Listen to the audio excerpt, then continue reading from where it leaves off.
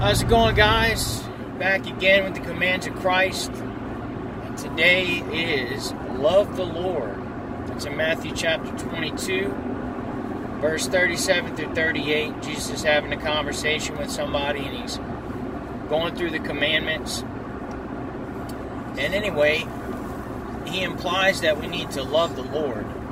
So, one of the things that got me thinking when I saw the word love, I'm driving in the car with my 14-year-old, and I asked him, what is it that interests you in God? I don't know why. I just started thinking about relationships and interests. And he's like, well, because he's God. He didn't really know how to answer me. So I asked him again, in any relationship, there are things that interest us in another person that makes us pursue the relationship. So, what makes us interested in a relationship with God? Because if you were going to date another person, surely there would be something that interests you in this person. There's something that brings you to this person to want to pursue this relationship. Something that might fascinate you or make you feel good. Something. And then it's a deep question. It's a deep question, but you have your own list of whatever that is. But if there's no interest, folks, we have no relationship. So, do we find ourselves not reading? Do we find ourselves not praying? Do we find ourselves drifting? So, just like in any relationship, you have to find interests. It doesn't mean that the marriage is dead if the thrill is gone. How do you get the thrill back? And with God, it's no different. Maybe something happened in your life that's brought you to a point where the cord was broken, where you've lost interest because you got hurt. And that is a sad reality, but it's happened to a lot of folks. And the question is, how do we get back? How do we get that interest back? How do we get that fire back?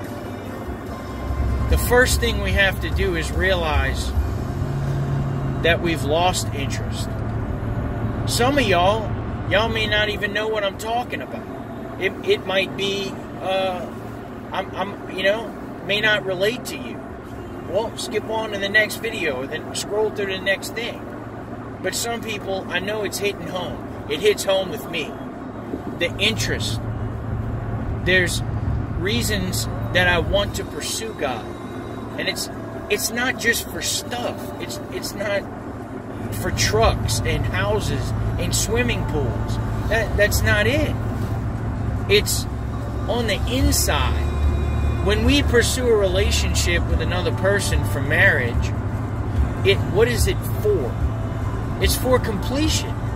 We know that there's a special person out there for us that we can pursue and share a life with, and it will bring us peace and harmony. This is an eternal God. This is an eternal God that has created the whole universe. And your relationship with Him grows, and it only becomes greater. It only becomes more beautiful. It only becomes more illustrious over time. But it starts with the one thing that interests you. The one thing. It's not a mystery. Some of us have been almost strong-armed into a relationship with God because of,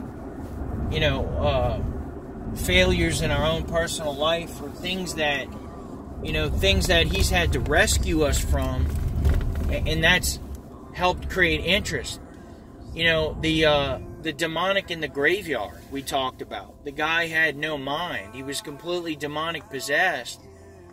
And God comes in and zaps him, takes all the demons out of him, and he was very interested in a relationship with God at that point.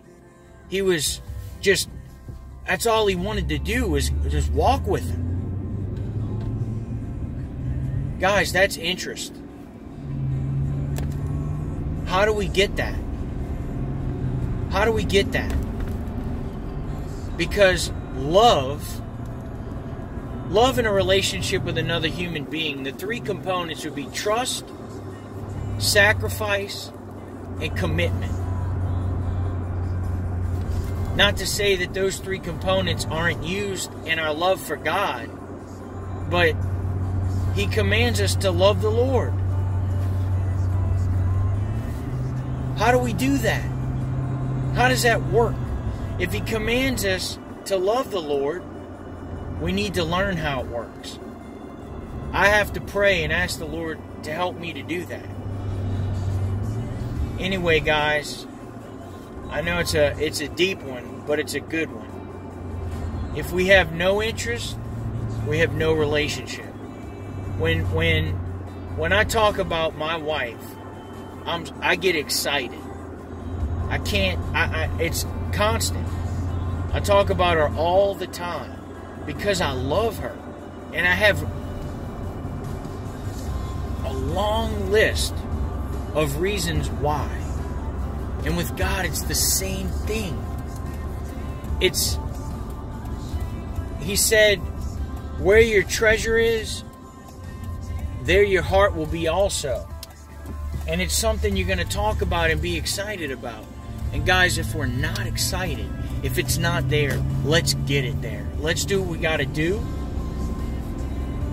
to get to a place where we have such a strong bond, it can't be broken. That's what I pray for all of us today. Anyway, guys, commands of Christ today is love the Lord. I want y'all to be blessed. Thanks for tuning in. Feel free, please, to put in any comments of, what God has done in your life and why you're interested in Him, in His sovereignty, in His mercy, in His love, in His miracles, and the millions of things He does for us every single day. Guys, let's kick some thoughts around and see what we got. Anyway, y'all have a great day, and thanks for tuning in.